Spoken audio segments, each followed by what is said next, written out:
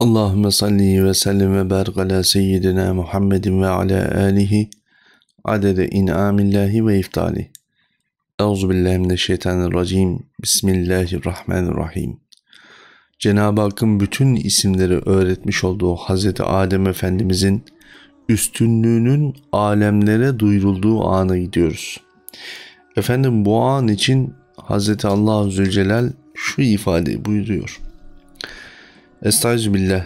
Kâle ya Ademu enbi'hum bi esmaihim felemma enba'ahum bi esmaihim kâle elem ekul lekum inni a'lemu gaybes semavati vel ard ve a'lemu ma tubdune ve ma kuntum tektumun. Dedi ki ya Adem, onların isimlerini onlara haber ver. Meleklerin bilmediği isimleri Hazreti Adem Efendimiz onlara söyleyecek şimdi. Vakte ki onların isimlerini onlara haber verdi. Neyin isimleriydi bunlar? Fekale enbiuni bi esmai haulai. Şunların isimlerini bana haber verin dediğinde Allah Zülcelal in kuntum sadikin, eğer bu konuda bilgi sahibiyseniz hakikaten sıddıklardansınız diye beyanatı. Bu hakikat dairesinde onlar cevap veremeyince Hazreti Adem Efendimiz söyledi. Söylemiş olduğu isimler neler? Bunlar Rabbül Alemin'in isimleri değil sadece. Bütün varlığın varlık olabilme sebepleri, onların hak ve hakikatleri, onların nasıl yaratıldıkları, onların neden var olduklarına dair her şey. Dolayısıyla Cenab-ı Hakk'ın tabiri caizse yeryüzündeki beyanatını sunuyor Hazreti Adem Efendimiz. Dolayısıyla burada Cenab-ı Allah'ın Hazreti Adem Efendimiz'e Cebrail Aleyhisselam vasıtası olmadan vermiş olduğu bilgiden bahsediyoruz. Bu noktada buyurdular, ben size söylemedim mi? Muhakkak göklerin ve yerin gaybını en iyi bilen benim, açıkladığınız şeyi de bilen benim, gizlediğiniz şeyi bilen de benim buyurdu. Tabi Allah-u Zülcelal bütün bu öğrettiği şeyler karşısında artık bir hakikatin görüldüğü üzeri var. Artık Hz. Adem Efendimizin üstünlüğü bütün alemlerde görülüyor ve bütün alemlere bir gerçek beyan ediliyor. Hz. Allah Zülcelal buyuruyor. وَاِذْ قُلْنَا لِلْمَلَائِكَةِ اسْجُدُوا لِآدَمَ. O vakit meleklere Adem'e secde edin demiştik. Bu Hz. Adem Efendimiz'e yapılmış olan ilk secde değil. Başka kaynaklarda da var bu hakikat. Bu ilk teklif, ilk emir değil. İblisin de ilk defa secdeden vazgeçtiği ve caydığı an değil. Zira ayet şöyle devam ediyor. فَسَجَدُوا, hemen secde ettiler. İlla iblis, ancak iblis müstesna. Eba ve stekbera, direndi ve büyüklük tasladı. Ve kâne minel kafirin, ve kafirlerden oldu. Neyin kafirlerinden oldu? Allah-u Zülcelal'in sadece emrettiğinin reddiyesiyle değil, direndiği için ve büyüklük tasladığı için. Dolayısıyla buradaki direnç konusu bizlere Hz. Adem'e secde etme emrinin diğer sure-i şerifelerde de tekrar beyan edilmesiyle birden fazla secdenin olmadığının göstergesidir. Dolayısıyla iblisin bir kez değil birden fazla küfrünü beyan ettiği alanların varlığı bizlere görülüyor. Öyle ki efendim aslında hakikatte gerçek manada iblis 6 defa Rabbül Alemin'in bu emrini temel olarak farklı yerlerde farklı emirlerine zaten karşı çıkmış. 6 defa karşı çıkması var. Neden diyecek olursanız Hz. Adem Efendimiz'le Hz. Havva anamızın cennetteki yaşam tarzında onlar orada yaşarlarken onları kandırabiliyor olması henüz kovulmadığını gösteriyor. Henüz kovulmadıysa birkaç yerde daha teklif olacak. Bu tekliflerden sonra Allah Zülcelal kovacak. Dolayısıyla şeytan da son imtihanının son noktalarına gelmiş oluyor. Dolayısıyla Hz. Adem Efendimiz'e ilk defa secde emri gelmedi. Birden fazla geldi. Kalu bela dönemine geçeceğiz inşallah sonraki dersimizde. Bu noktada İlk teklif hasıl oluyor. Neyin üzerine? Onun her şeyi bilmesi, ona da Allah-u Zülcelal'in bildirmesi üzerine bir secde hasıl oluyor. Allah-u Zülcelal'in büyüklüğünün takdimi için Rabbül Alemin Adem'e secde emri veriyor. Buradaki secde bir tazim secdesi.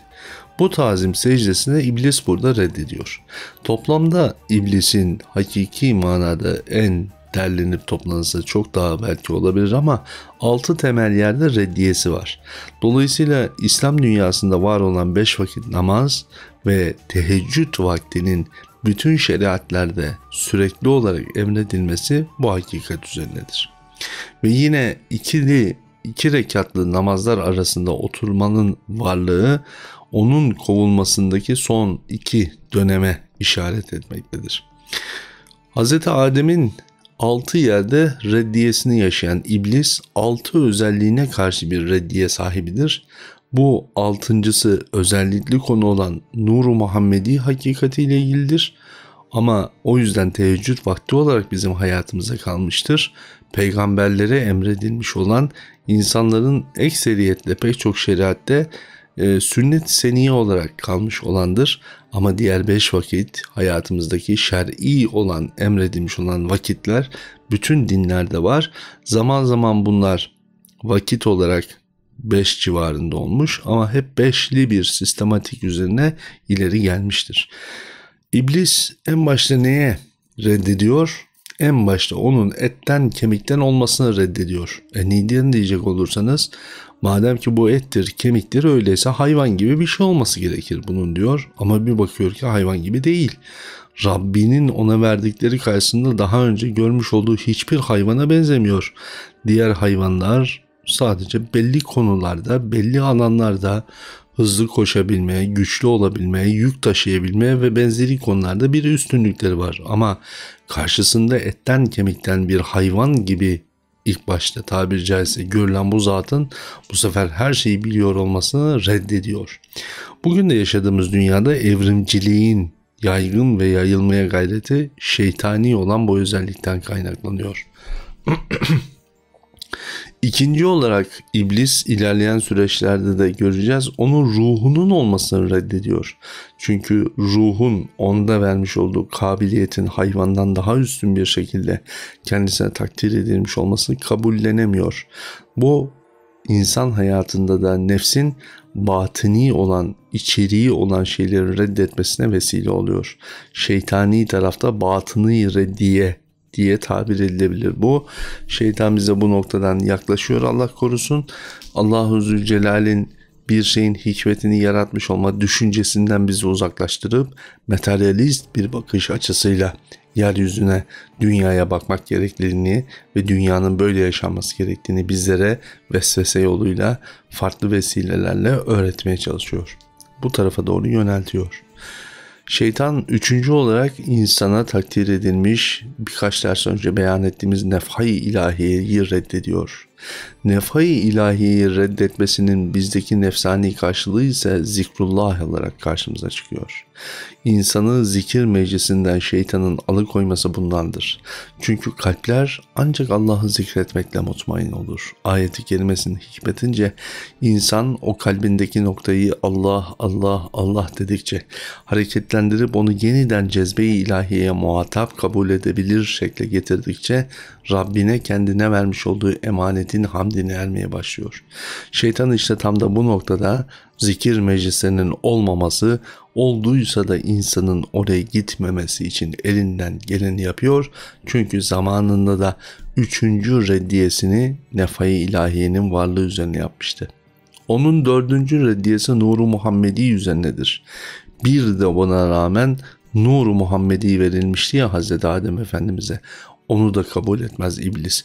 Onun için de secde etmez. Onun için de reddiyesiyle, Kur'an'ın beyanatıyla kafirlerden olur. Bu bugünün dünyasına kadarki süreçte de selavat ve peygamberlerin varlığı düşüncesine karşılık bir yapıyı ve zemini oluşturmuştur.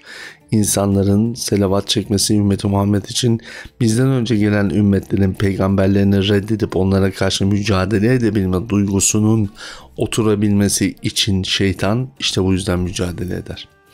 5.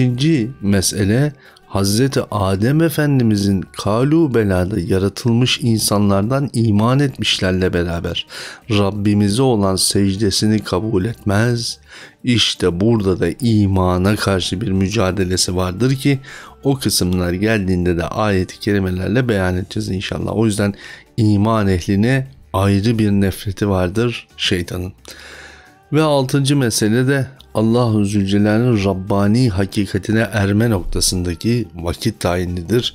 Rabbimizin insanoğluna kendine kavuşma anı olarak cenneti yaratmış olması, cehennemi bile yaratmış olmasını neredeyse kıskanacaktır tabiri caizse. Çünkü bu da bir değer göstergesidir. İnsanoğlu kaybolup gitmiyor. Hayvanlar gibi, dağlar, taşlar gibi özel seçilmiş hayvanatın haricinde kaybolup gitmesi gibi kaybolup gitmeyecek bir cehennem var, bir cennet var. Özü itibariyle yaşayacağımız hayatın içinde. Dolayısıyla şeytan bunu da reddediyor. Bu reddiyesiyle de secde etmekten vazgeçiyor.